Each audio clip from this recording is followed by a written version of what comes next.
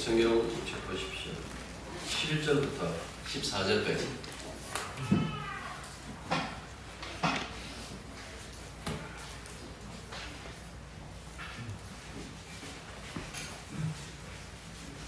모든 일을 그의 뜻에 결정대로 일하시는 이의 계획을 따라 우리가 예정을 입어 그 안에서 기업이 되었으니 이는 우리가 그리스도 안에서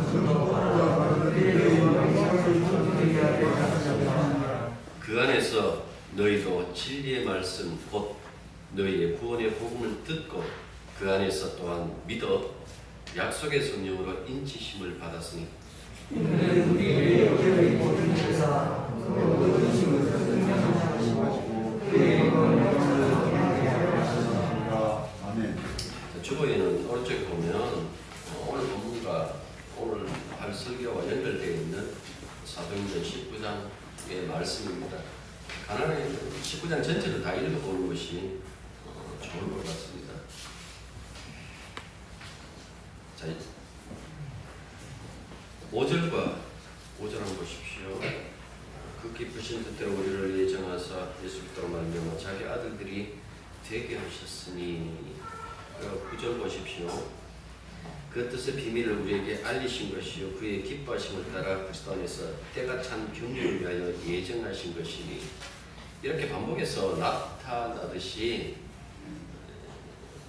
바로 모든 일이 하나님의 주권적인 주관 아래에 있다라는 것을 거듭 밝히고 있습니다. 그 표현들은 이 사건들의 어떤 그 확실성을 강조하고 있죠. 하나님께서 모든 일을 주관하심으로 하나님은 자기의 목적과 뜻에 따라 자기의 계획을 실행하심으로써 하나님의 때에 그것이 이루어지게 하셨다 하고 이야기하고 있는 거예요. 그 도대체 그러면 그 목적이 무엇인가 했을 때에 10절에 있는 말씀대로 만물이 그리스도 안에서 그분을 머리로 삼아 하나가 되고 질서와 정을 회복하는 것이다 하고 이렇게 말씀하시는 거예요. 그 과정에서 탄생한 것이 바로 하나님 자녀로서의 우리요 교회다 하고 밝히고 있는 것입니다. 7절에서 우리가 그리스도 안에서 그의 은혜의 풍성을 따라 그의 피로 말미암아 구속 죄 사함을 받았으니 라는 이 말씀 11절 보십시오. 모든 일을 그 마음의 원대로 하시는 자의 뜻을 따라 우리가 예정함을 입어 그 안에서 그분의 기업이 되었다라는 그 말씀을 하고 있죠. 우리가 그분의 기업이 되었다라는 것을 확실시 하기 위하여 오늘 그 사실을 진술해요. 13절과 14절인데요. 그 안에서 너희도 진리의 말씀 곧 너희의 구원의 복음을 듣고 그 안에서 또한 믿어 약속의 성령으로 인치심을 받았으니 이는 우리 기업의 보증이 되사 그 얻으신 것을 속량하시고 그의 영광을 찬송하게 하려 하십니다. 이렇게 말씀했어요. 지금까지 우리가 살펴본 것처럼 3절부터 14절 이 하나로 이어진 이 위대한 찬송, 이 위대한 찬양 자세히 보시면 이 영광을 말한 다음에 또 다른 영광을 더 말하고 이어서 또 다른 영광을 거기에 계속해서 쌓아놓는 그 방식을 취하여 하나님께서 우리들에게 얼마나 복된 것들을 주셨는지 얼마나 큰 은혜를 베푸셨는지 그렇게 펼쳐주고 있는 거예요. 바울의 말을 만약에 빌린다면 아마 이럴 거예요. 하나님께서는 정말이지 이 많은 복락과 영광을 그리스도 안에 있는 우리에게 넘치게 하셔서 하고 아마 이렇게 말씀하실 거예요. 그러니까 보십시오. 지금까지의 그 모든 복들이 어떻게 우리들에게 주어졌는지라고 했을 때에 그 부분이 은혜로 왔다. 하나님의 사랑이었다. 그리스도 안에서라는 그 말씀을 통하여 끊임없이 우리들과 별개로 우리들에게 넘치게 하시는 하나님의 그 사랑을 말씀해 주고 있는 거죠. 13절과 14절도 역시 마찬가지입니다. 여기 보면 우리가 듣고 그 안에서 또한 믿도록 약속의 성령으로 우리를 인치셨다라고 이렇게 말씀해요. 단순히 우리가 믿었다 뒤에서 얘기하겠습니다만은 우리가 들었다, 우리가 믿었다, 그랬더니 성령이 우리를 인쳤다라는 말이 아니에요. 우리를 인치셨기 때문에 우리가 그의 말씀을 듣고 또한 믿었다라는 그 말씀을 해주고 있는 거예요. 그러니까 철저하게 뭡니까? 바울은 이 14절까지의 이 찬양을 통해 가지고 하나님이 어떤 일을 하셨는가라는 그 부분을 소개하고 있는 겁니다. 오늘 우리가 주목해야 할 것이 바로 성령에 대한 거죠. 성령께서 이 모든 일에 개입하셨다, 간섭하셨다라는 그 말씀입니다. 성령이 아니고서는 구속받을 필요성도 인식하지 못하겠죠. 이 부분은 고린도전서 1장과 2장을 읽어보시면 확실하게 나타납니다만은 그 읽어보시면 되겠죠. 또한 성령이 아니고서는 우리가 예수님을 구주로 받아들일 수 없어요. 진실로 성령의 역사 아니고서는 믿음을 가질 수 없다는 그 말씀을 끊임없이 해주고 있다는 그 말씀이에요. 이렇게 성령을 노골적으로 언급하는 것은 성령을 떠나 있는 어떤 생활, 아무것도 할 수 없다라는 것. 성령을 제외하고 인간의 어떤 그 신앙생활, 인간의 믿음, 그렇게 말할 수 있는 것이 없다라는 그 이야기를 하는 거예요. 어떻게 보면 성령의 인치심은 신앙에서 가장 사활적인 것 중에 하나다 하고 지금 바울은 우리들에게 말씀해 주고 있는 겁니다. 그래서 오늘 이 성령에 관해서 알아볼 겁니다. 구약 성경에도 성령이 계실까요? 라고 했을 때에 성령이라는 이 낱말로 번역된 것은 시편 51편 바울의 참여하는 것이죠. 11절 이사야 63장 10절과 11절 단 세 구절에만 등장하여 그 외에는 하나님의 영이라고 이렇게 나와요. 뭐 성신 이렇게 나오기도 하고요. 이게 번역의 문제인데요. 이제 히브리어로 보면 루아흐라고 이렇게 되어 있고 헬라어에서는 푸뉴마라고 이렇게 되어 있죠. 그러니까 이 루아흐라는 이 단어가 구약 성경에 총 378회가 나오는데 그것이 다 성령을 이렇게 말씀하는 것이 아니에요. 세 가지 용법을 이렇게 사용돼요. 양적으로 보면 비슷한 크기의 그 그룹을 형성하는데요. 113곳 정도에서는 자연적인 바람, 폭풍을 루아흐라고 이렇게 이 단어를 써요. 그리고 129곳에서는 인간의 생명, 호흡, 뭐 같은 말이지만 숨 이렇게 얘기할 때에 루아흐라는 이 단어를 써요. 그리고 136곳에서 하나님의 숨, 하나님의 호흡 혹은 하나님의 영하고 이렇게 루아흐라는 이 단어를 사용하고 있다는 그 말씀입니다. 자연적인 바람을 묘사하는 것을 가장 먼저 우리가 이렇게 예를 든다면 출애굽기 14장 21절에 보면 여호와께서 큰 동풍이 밤새도록 바닷물을 물러가게 하시니라고 했잖아요. 이 동풍이라는 이 카딥이라는 이 동쪽이라는 이 방향을 빼버리면요 그 다음에 바람을 루아흐라고 이렇게 얘기를 했어요. 그러니까 하나님께서 이 바람을 루아흐를 통하여 이 바다를 가르셨다라고 그렇게 말씀한다고요. 그래서 그 바로 뒤에 보면 바다의 노래 뭐 이렇게 제목을 붙일 수가 있는데 모세의 그 찬양이 있잖아요. 모세의 찬양에 보면 주의 콧김에 물이 사이되 파도가 언덕같이 일어서고 큰 물이 바다 가운데 엉기나이다라고 이렇게 8절에 보면 이 찬양을 해요. 여기 보면 호의 르아흐라고 할 수 있겠죠. 거기도 보면 르아흐라는 이 단어를 시적으로 이렇게 표현을 했다라는 그 말씀입니다. 욥기 8장 2절에서는 폭풍으로 이 르아흐가 나오고 그 다음에 시편 11편에서는 열풍, 뜨거운 바람으로 이렇게 르아흐가 나와요. 그러니까 하나님은 르아흐를 도구 삼아가지고 구원하시기도 하시고 심판하신다라는 것을 성경에서 이야기를 해요. 두 번째로 인간에 관한 이 르아흐인데요. 호흡, 아까 얘기했잖아요. 숨. 욥의 탄식에 보면 이 말씀이 있어요. 내 르아흐를 내 아내가 싫어하며 내 호흡을 내 아내가 싫어하며 친형제들도 나를 역겨워한다라고 이 말씀이 있어요. 아, 입냄새 하면서 우리 뭐 광고에 나오는 것처럼 어떤 그 이야기를 하는 것이 아니라 내가 살아있는 것조차 사람들이 싫어합니다. 그만큼 위험이 크다라는 그 사실을 토로하고 있는 거예요. 그래서 여기서 나온 것처럼 르아라는 것은 인간의 생명이에요. 시편에 자주 나오는 그 표현 중에 하나가 그 인간이라는 것은 뭡니까? 이 생명이 코에 붙었다라고 얘기를 하잖아요. 호흡에 있다라는 그 말씀이에요. 르아우가 끊어지면 생명도 끊어지고, 르아우가 붙어 있으면 생명도 붙어 있는 것이고, 르아우가 곧 생명에 드러납니다 할 수 있다라는 그 말씀이죠. 그러니까 이 생명 자체를 바람이라고 표현하기도 했다가 또 이 인간의 호흡, 인간의 생명이라고 이렇게 르아우를 표현하기도 하고, 어떤 감정적인 것도 이렇게 나와요. 이 르아우는 흥분, 용기, 내적 불안, 뭐 질투 이런 데도 이 르아우라는 이 단어를 써요. 시바의 여왕이 솔로몬을 방문합니다. 그래서 솔로몬 성전과 그 성의 영광과 식탁에 놓여 있는 이 음식들, 그리고 이 관리들이 어떤 그 움직임들, 그들의 복장들, 그다음에 솔로몬의 그 지혜와 그 모습을 보고 시바의 여왕이 르아우가 없을 정도로 놀랐다. 개혁성경에 보면 크게 감동했다라고 이렇게 되어 있는데, 세 번역은 넋을 잃었다라고 이렇게 더 정확하게 번역해 있어요. 르아우를 그대로 가지고 살리자면 숨이 멎을 것 같아. 중학교 2학년짜리가 BTS를 만났어요.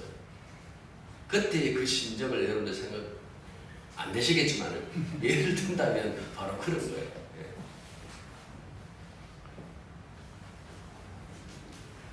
바람을 하나님이 창조하셨다. 아모스 4장 13절에서 그렇게 얘기해요. 르아우를 하나님께서 창조하셨다 이렇게 얘기해요. 그렇다면 사람이 르아우도 하나님에게서 왔겠죠. 이 르아우, 이 호흡을 받음으로 말미암아 숨쉬는 생명체가 되고, 하나님이 이 르아우를 거두고 가시면 죽습니다. 그래서 시편 104편 29절에 보면 주께서 그들의 호흡, 르아우라고 되어 있어요. 호흡을 거두고 가신 즉 그들은 죽어 먼지로 돌아가나요.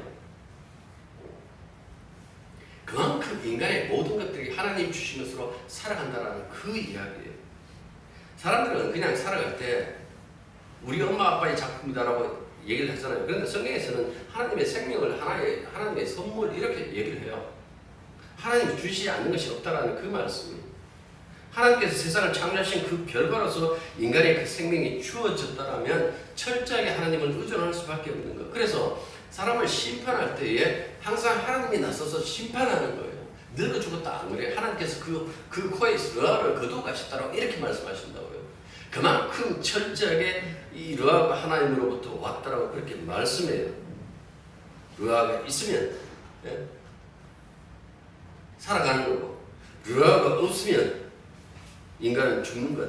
그만큼 연약한 것이 인간이다라고 그렇게 설명합니다.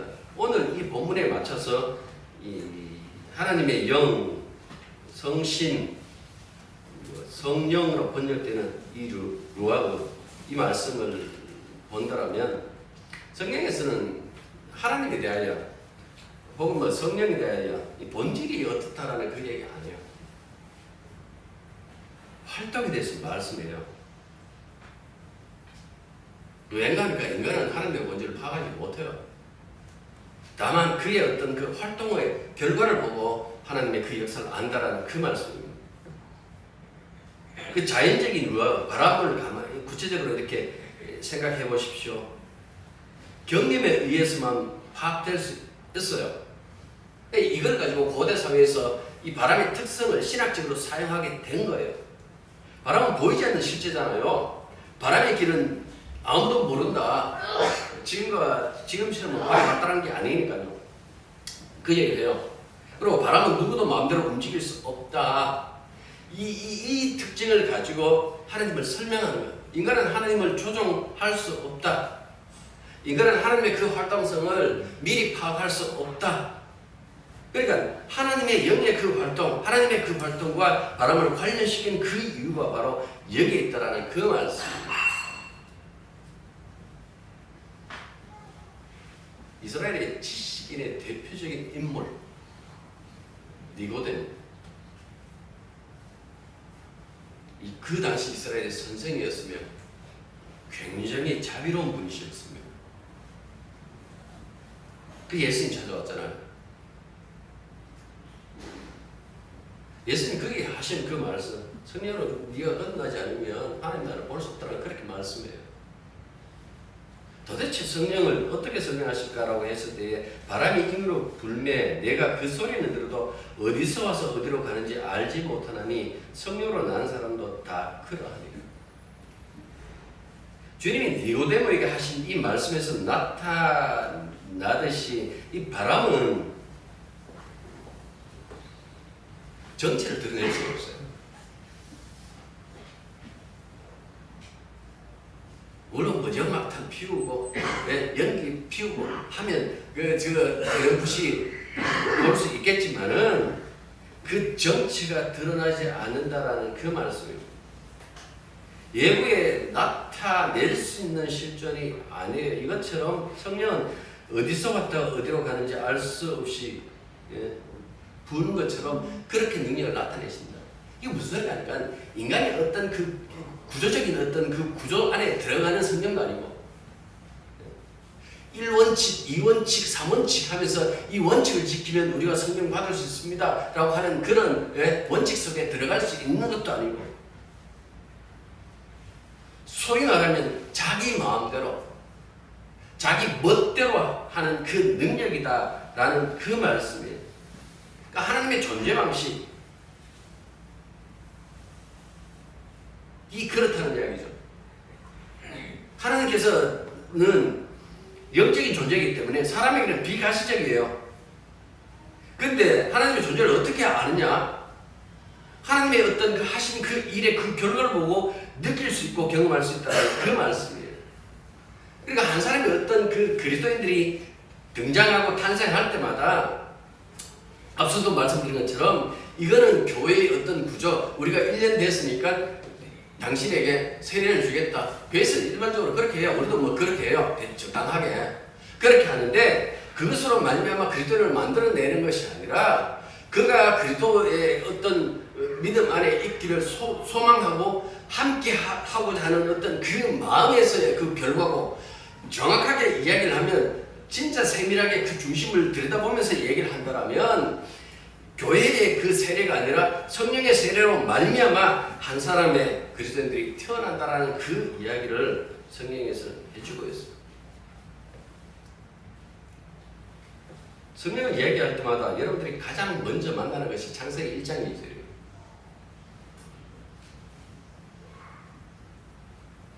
땅이 혼돈하고 공허하며 흑암이 깊음 위에 있고 하나님의 영은 수면 위에 운행하시니라.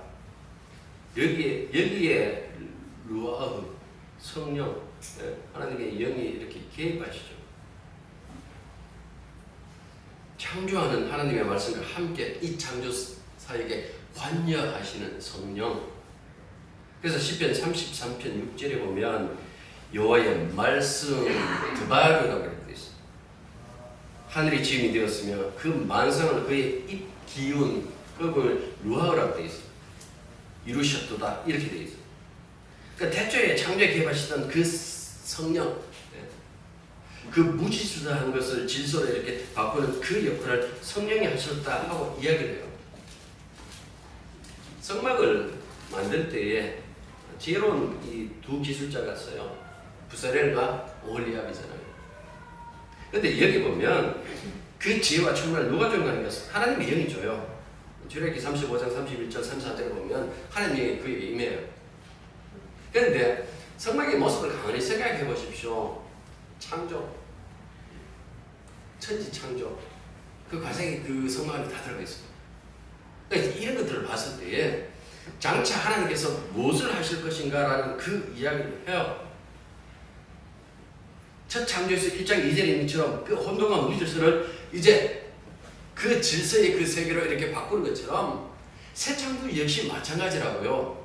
그래서 개입하시는 거예요. 개입하셔가지고 그 우리 가운데 있는 죄로 말미암아 발생한 그 모든 그 이 무질서, 이 혼돈을 제거하시는 분이 바로 성령이시다 하고 지금 바울이 우리들에게 말씀해 주고 있는 거예요. 특히 구약성경에 보면요, 이사야에 50번 나와요. 그리고 에스겔에 46번 나오고요. 요엘서가 딱 한 번 나오는데 이게 결정적으로 새 시대가 왔다라는 것을 밝혀줘요. 이사야 보면요 11장 1절가 있죠. 이새의 줄기에서 한 싹이 나면 그 뿌리에서 한 가지가 나서 결실할 것이요. 장차 이제 이 그리스도의 어떤 그 탄생에 대해서 이렇게 예언하죠. 그 위에 여호와의 영 루아라고 이렇게 되어 있어요.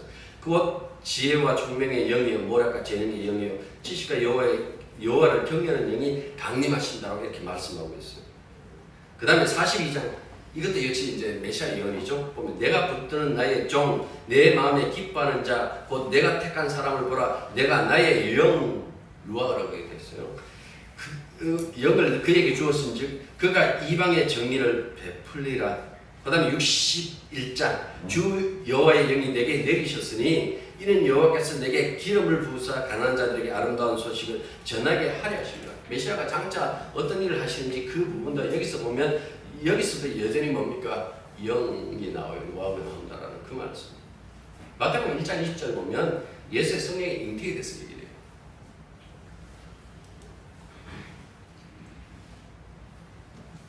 푸념마하고 이렇게 나오죠.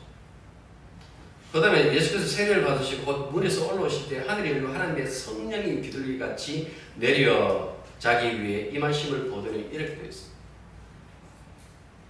그 다음에 4장에서 뭡니까? 성령에 이끌려가지고 두 번째 아담의 자리로 가요. 그 광야에.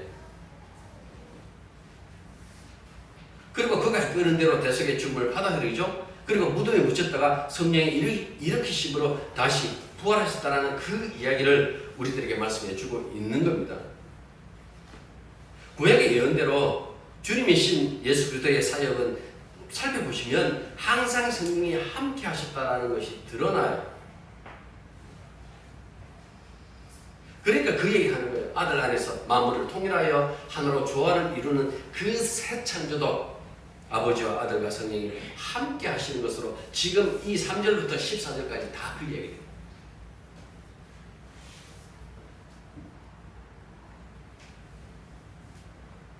에스겔서 36장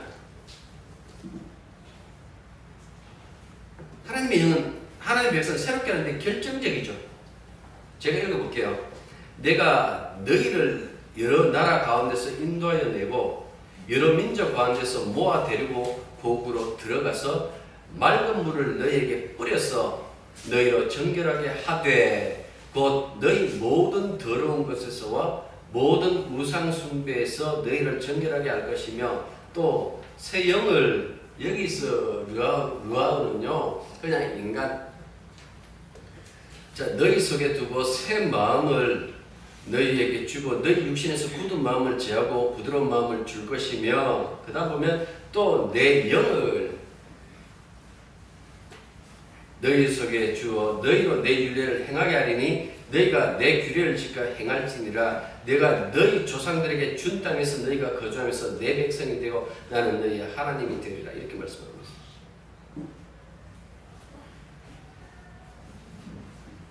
물로 씻어도 새 마음을 가져도 결정적인 게 한 가지가 있습니다. 이게 뭔가니까 하나님의 영, 하나님의 영이 임해야만 새로워질 수 있다라고 그렇게 말을 해요. 이건 31장에서 좀 더 구체적으로 나타나요. 이 마른 뼈가 이제 하나님의 군대로 변화되는 어떤 그 얘기를 하고 있잖아요. 죽은 이스라엘 살린 것도 하나님의 영이다라는 그 얘기를 하잖아요. 3절부터 30장 3절부터 5절까지는 마른 뼈 이렇게 나와요. 이 가인 살겠느냐 하면서 막 이렇게 나온다고. 그리고 6절부터 10절 보면 이 마른 뼈가 다 이게 맞춰지고요. 레고처럼 이렇게 맞춰지고 거기에 뭐 핏줄이 쓰고 근육이 쓰고 그다음에 이 피부가 이렇게 덮여지는 그 이야기가 나와서 아주 하나님의 강력한 군대가 되는 그 모습이 나와요. 그러면 그것으로 끝이 나는가? 아니에요. 한 가지가 남았어. 그게 뭔가 이렇게 14절에 나와요. 내가 또 내 영을 너희 속에 두어 너희가 살아나게 하고 내가 또 너희를 너희 보국 땅에 두리니 나 여호와가 이 일을 하고 이런 줄을 너희가 알리라. 여호와의 말씀이라. 그러니까 앞에 보면 내가 또 내 영을 너희 속에 두어 너희를 살게 하고 이렇게 말씀하고 있어요. 여기 보십시오. 하나님의 영이 임해야 된다는 그 말씀하고 있는 이게 새 창조예요. 예수 믿는 사람들의 특징이 뭘까라고 해서 성령이 함께 하신다는 그 말씀하잖아요. 단순히 그냥 우리가 몸을 가지고 있다 살았다고 저는 살아있습니다. 아니에요. 영생을 보존하는 성령이 함께 하셔야 돼요. 그런 사람을 보고 새 사람 하고 이렇게 얘기를 해요.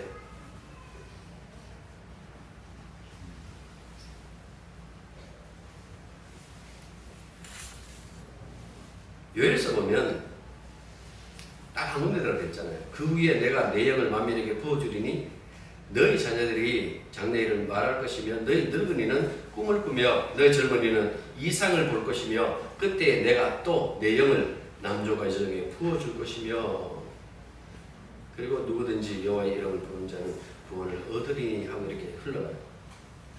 자, 구약과 신약의 차이가 뭘까요? 도대체 왜 옛시대라고 그러고 새시대라고 그렇게 말할까? 다르게 바뀌었습니까? 이 부분을 얘기를 해요. 구약의 성령의 하나님의 영이 임하는 걸 가만히 보면 사사기 특히 삼손 이야기할 때 보면 그 모습이 나와요. 아니면 왕이라면 지도자, 선지자 몇몇 사람들에게 성령이 임하는 그 장면들이 나와요. 정말의 새 시대는 그것이 아니라 모든 하나님의 백성에게 성령이 임한다 하고 이렇게 말씀하고 있는 거예요. 이때는 나이, 성, 남성이냐 여성이냐, 그다음 사회적인 신분, 그 차별이 없어요. 모두에게 성령이 부어진다. 이걸 갖고 종말이 왔다, 새로운 시대가 왔다, 새 언약 시대다. 성경은 그렇게 말씀하고 있는 거예요. 아들과 딸들과 늙은이들과 젊은이들 외에 종들에게도 하나님의 영이 부어진다라는 것은 하나님의 부은 그 행위 자체가 이제 모든 것을 다 초월하신다라는 그 말씀이겠죠. 그래서 사회적인 어떤 그 한계, 사회적인 어떤 그 여러 가지 문제점들을 다 철폐시켜버린다라고 그렇게 말씀해요. 그래서 교회라는 것이 언젠가 그 말씀을 여러 번 늘 여러분들에게 드렸습니다만은 항상 뭡니까? 교회가 무엇인가라고 했을 때에 모든 것들이 철폐된 곳이다라고 얘기를 했잖아요. 갈라디아서 3장 28절 너는 유대인이나 헬라인이나 종이나 자유인이나 남자나 여자나 다 그리스도 예수 안에서 하나입니다. 모든 것이 다 철폐되었다라는 그 말씀이에요. 이 역할을 누가 하시는 거니까 성령이 하신다라는 그 말씀이에요. 요엘이 이 예언을 하고 400년 후에 이 예언이 이루어져요. 그래서 예수님이 부활하시고 승천하시고 난 다음에 베드로가 그 얘기를 하죠. 오순절날 베드로가 11제자와 함께 서서 사도행전 2장입니다. 소리 높여 이르되 유대인들과 예루살렘에 사는 모든 사람들아 이 일을 너희로 알게 할 것이니 내 말에 귀를 기울이라. 때가 제3시니 너희 생각과 같이 이 사람들이 취한 것이 아니라 이는 그 선지자 요엘을 통하여 말씀하신 것이니 일렀을 때 하나님이 말씀하시기를 말세에 내가 내 영을 모든 육체에 부어주리니 너희의 자녀들은 예언할 것이요 너희의 젊은이들은 환상을 보고 너희의 늙은이들은 꿈을 꾸리라. 그때에 내가 내 영을 내 남종과 여종들에게 부어주리니 그들이 예언할 것이요 또 내가 위로 하늘에서는 기사를 아래로 땅에서는 징조를 베푸리니 곧 피와 불과 연기로다. 주의 크고 놀라운 날이 이르기 전에 해가 변하여 어두워지고 달이 변하여 피가 되리라. 누구든지 주의 이름을 부르는 자는 구원을 얻으리라 하였느니라 하고 예수 이름을 얘기를 해요. 그때 3,000명이 믿었다고 얘기합니다.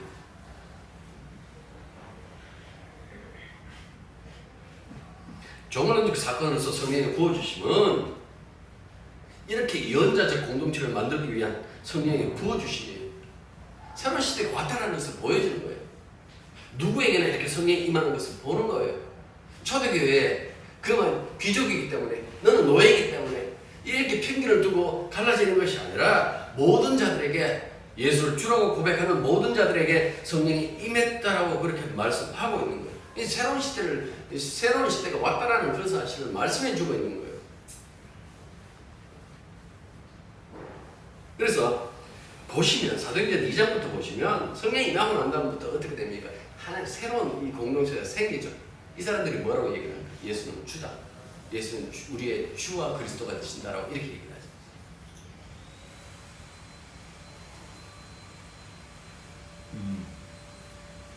13절 14절 다시 보십시오. 그 안에서 너희도 진리의 말씀 듣고 너희의 구원의 복음을 듣고 그 안에서 또한 믿어 약속의 성령으로 인심을 받았으니 이는 우리 기업의 보증이 되사 그 얻은 것을 속량하시고 그의 영광을 찬송하게 하려 하십니다. 약속의 성령이죠.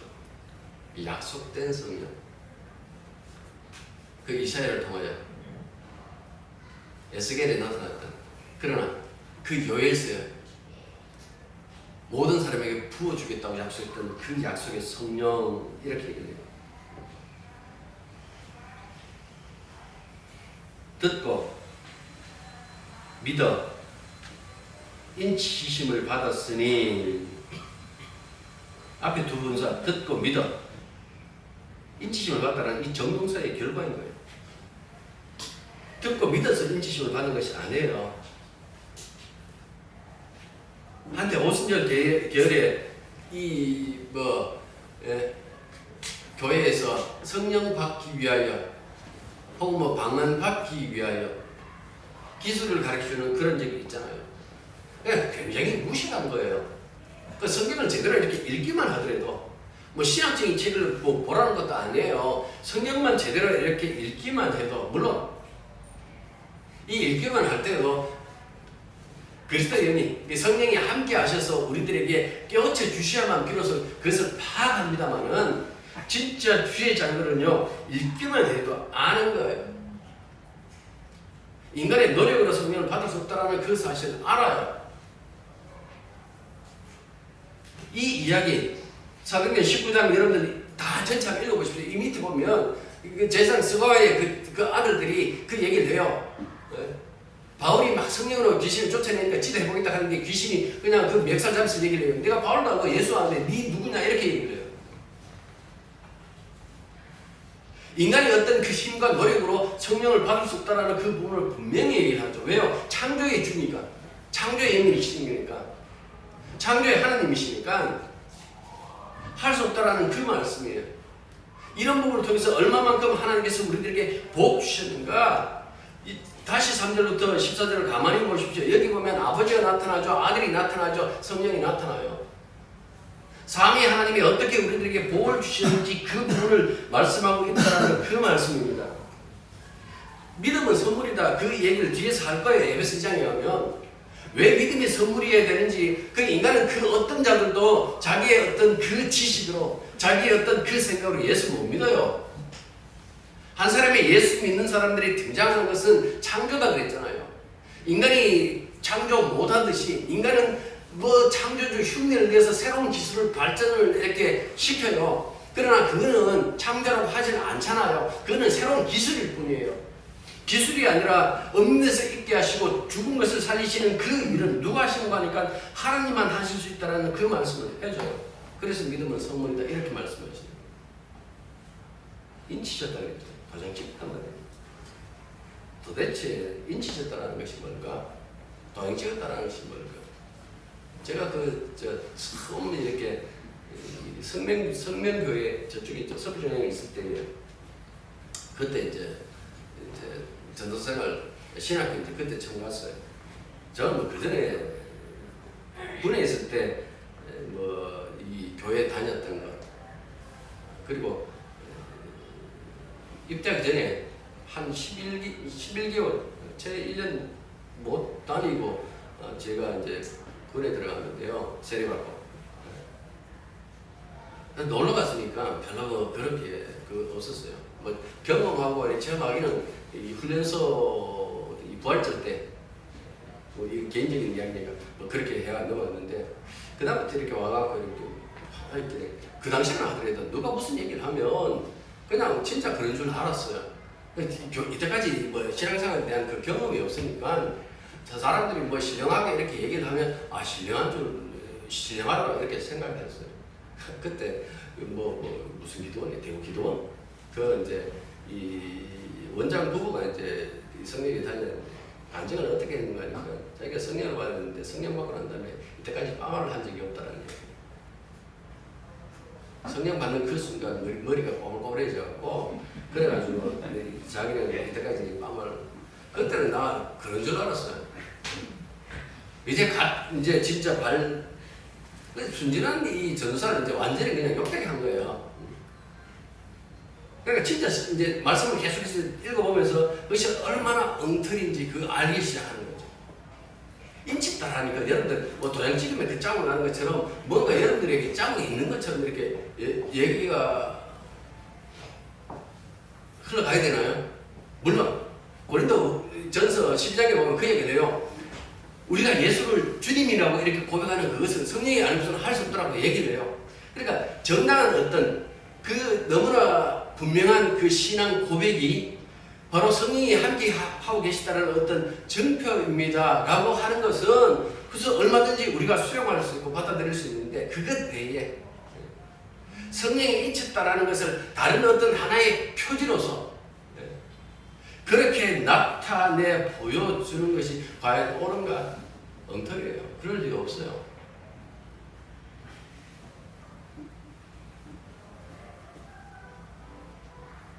흔적 남긴다는 것이 아니에요.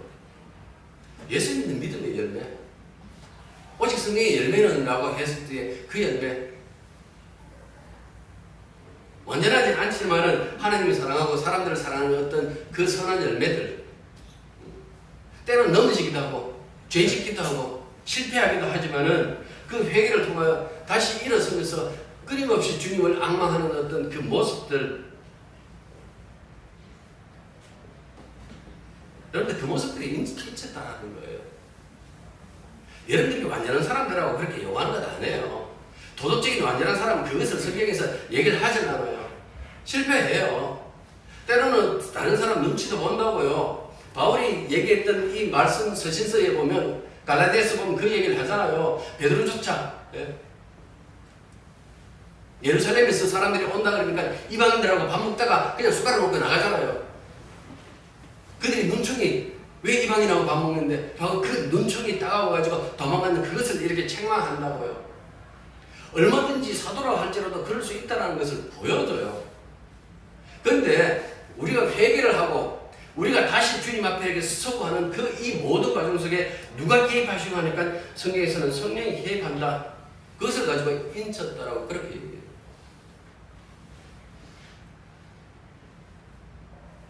그 다음 보십시오. 14절에는 보증 이렇게 얘기를 했죠. 아라본 이렇게.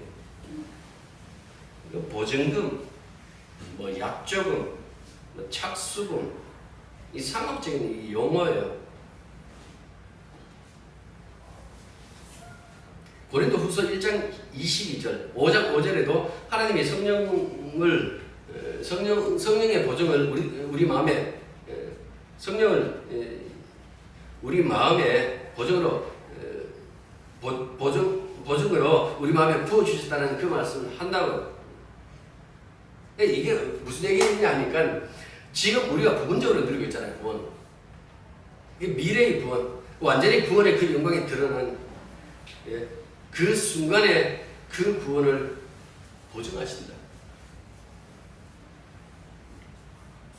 그 말씀이에요. 네 하나님의 사랑이다. 변치 않는다.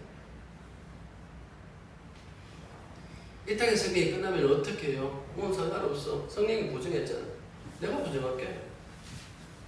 내가 하나님 아니냐.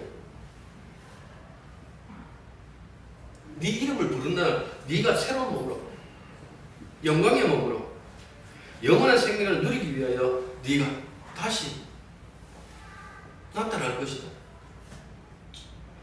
그 보증을 누가 하신다고요? 성령이 하신다라는 그 말씀이에요. 여러분들 목사 보증한다 하면 저놈의 목사 저거 언제 변할지 여러분들 굉장히 두렵지 않겠습니까? 적하다가 저 언제 또 인간은 원래부터 변하니까요. 언제 변할지 모른다고 그렇게 생각하는데 영원히 변치 않는 예수님이 어제나 오늘이나 영원토록 동일하시다라고 히브리서에서 말씀하잖아요. 13장에서 그 말씀처럼 아버지도 동일하시겠죠. 성령도 동일하시겠죠.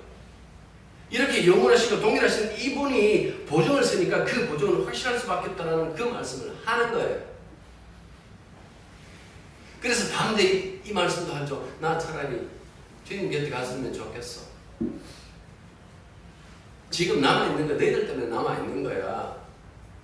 내가 세상에 미련이 있어 그런 건 아니야. 그렇게 얘기를 해요. 그렇게 얘기할 수 있는 것. 여러분들 바로 이 보증이 너무나 그 마음속에 확실하기 때문에 그렇다는 그 말씀입니다. 그래서 찬양이 터져 나오는 거예요. 소위 말해서 이 3절부터 14절까지 이게 한 문장이 됐다 그랬잖아요. 이래도 제가 한번 해봤어요.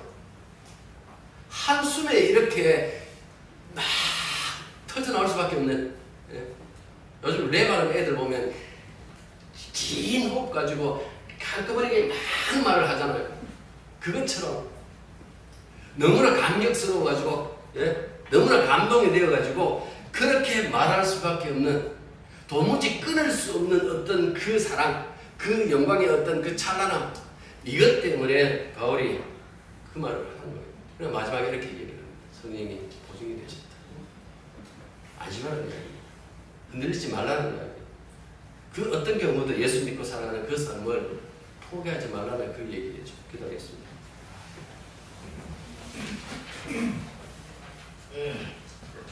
저희들이 믿음으로 살아가는 그 모든 것들, 그리스도 예수 안에서 주의 영이 함께 하셔서 변화시키고 이끌어가시고 회개시키고 책망하시고 그 일들로 말미암아 우리가 살아가고 있음을 알게 해 주십시오.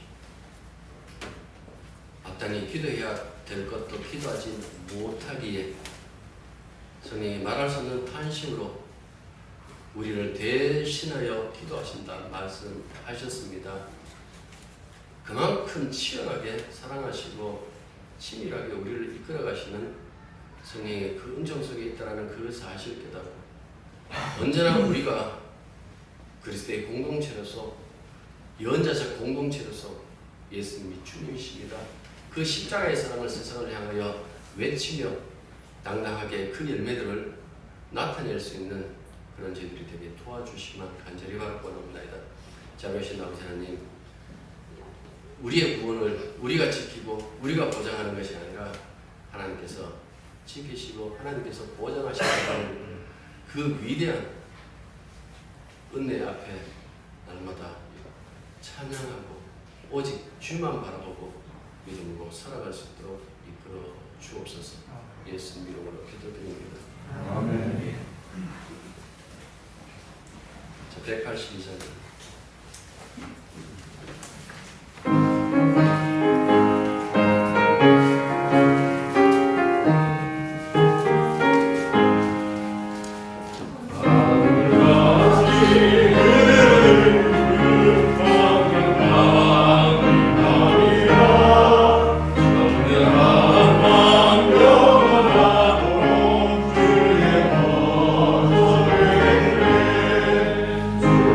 주님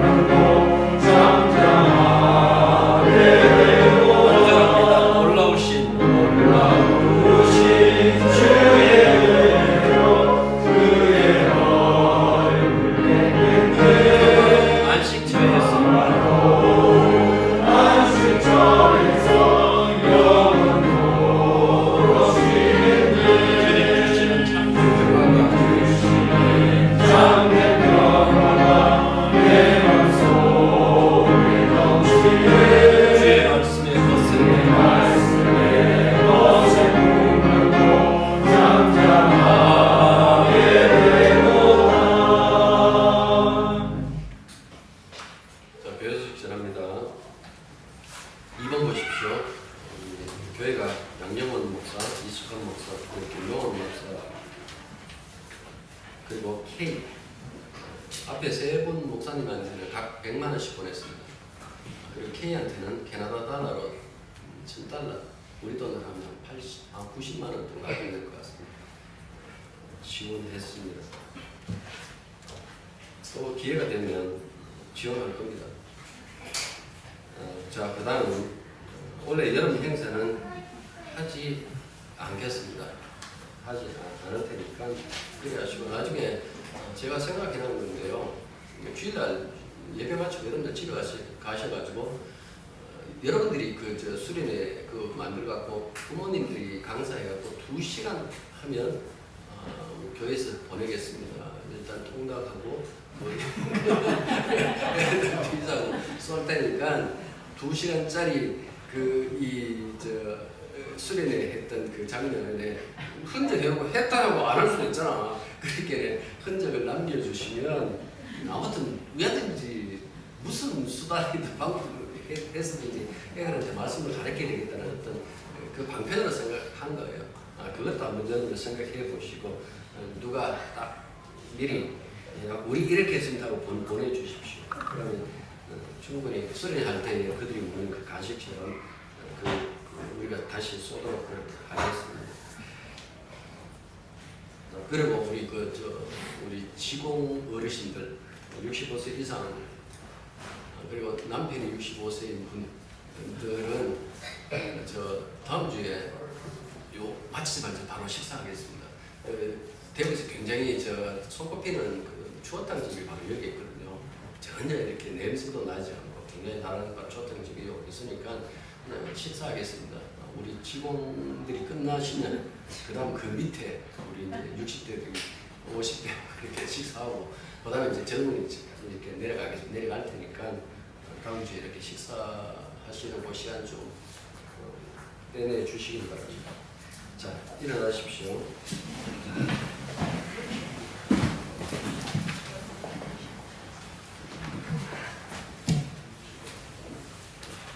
네.